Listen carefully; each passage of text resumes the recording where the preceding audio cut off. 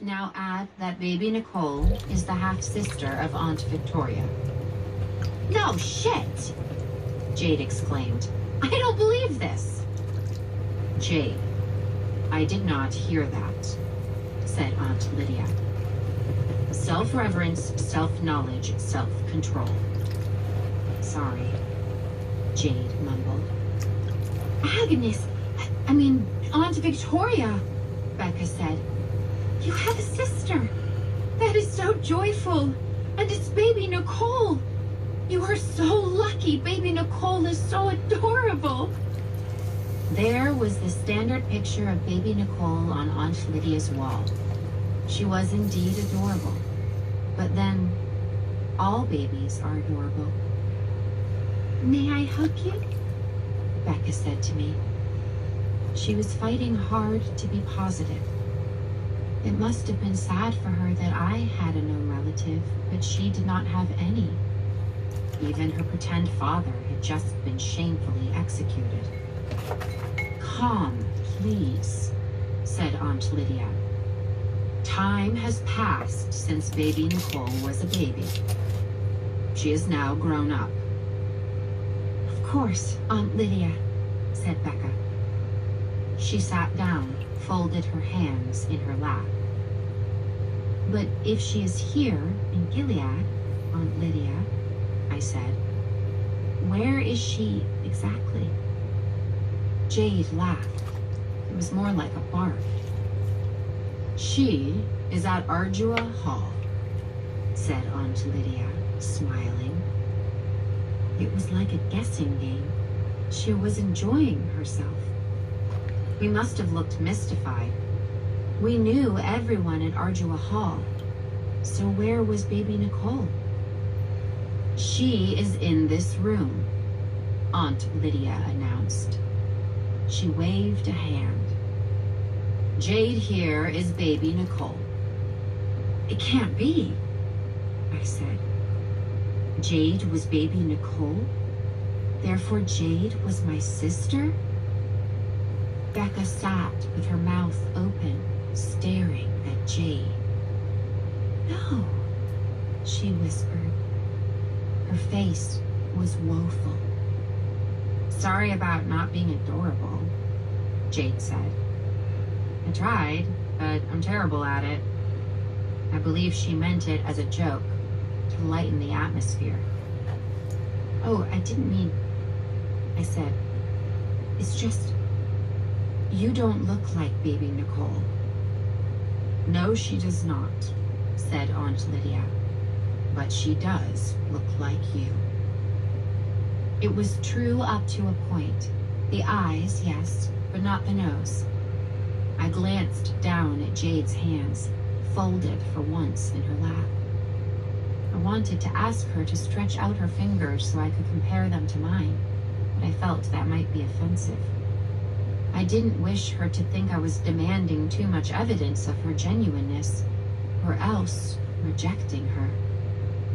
I'm very happy to have a sister, I said to her politely, now that I was overcoming the shock.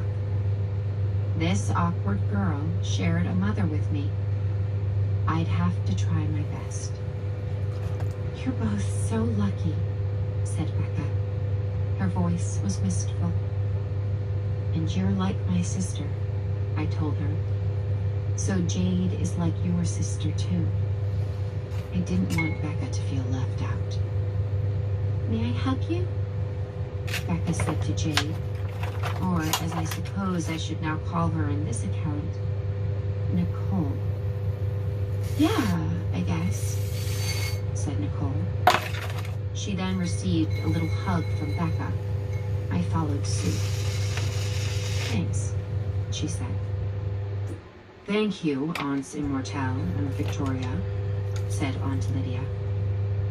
You are demonstrating an admirable spirit of acceptance and inclusion. Now, I must trouble you for your full attention. We turned our faces towards her. Nicole will not be with us for long, said Aunt Lydia. She will be leaving Ardua Hall shortly and traveling back to Canada. She will be taking an important message with her. I want you both to help her." I was astonished. Why was Aunt Lydia letting her go back? No convert ever went back. It was treason. And if that person was baby Nicole, it was treason 10 times over. "But Aunt Lydia," I said, "that is against the law, and also God's will as proclaimed by the commanders."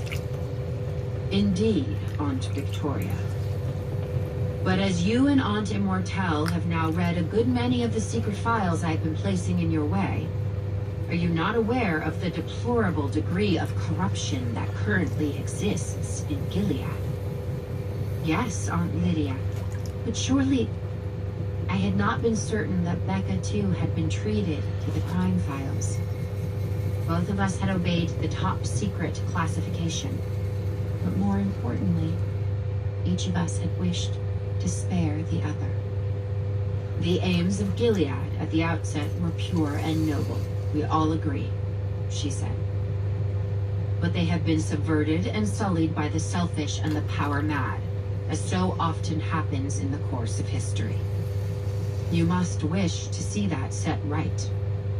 "Yes," said Becca, nodding. "We do wish it." "Remember, too, your vows. You pledged yourselves to help women and girls. I trust you meant that." "Yes, Aunt Lydia," I said. "We did. This will be helping them. Now, I don't want to force you to do anything against your will, but I must state the position clearly. Now that I have told you this secret, that baby Nicole is here, and that she will soon be acting as a courier for me, every minute that passes in which you do not divulge this secret to the eyes will count as treachery. But even if you do divulge it, you may still be severely punished, perhaps even terminated for having held back, even for an instant. Needless to say, I myself will be executed, and Nicole will soon be no better than a caged parrot. If she won't comply, they'll kill her, one way or another. They won't hesitate. You've read the crime files." "You can't do that to them," Nicole said. "That's not fair. It's emotional blackmail." "I appreciate your views, Nicole," said Aunt Lydia. "But your juvenile notions of fairness do not apply here. Keep your sentiments to yourself, and if you wish to see Canada again, it would be wise to consider that a command." She turned to the two of us. "You are, of course, free to make your own decisions. I will leave the room. Nicole, come with me. We wish to give your sister and her friend a little privacy in which to consider the possibilities. We will return in 5 minutes. At that time, I shall simply require a yes or a no from you. Other details regarding your mission will be supplied in good time. Come, Nicole." She took Nicole by the arm and steered her out of the room. Becca's eyes were wide and frightened, as mine must have been. "We have to do it," Becca said. "We can't let them die. Nicole is your sister, and Aunt Lydia." "Do what?" I said. "We don't know what she's asking for." "She's asking for obedience and loyalty," said Becca. "Remember how she rescued us? Both of us? We have to say yes." After leaving Aunt Lydia's office, Becca went to the library for her day shift, and Nicole and I walked back to our apartment together.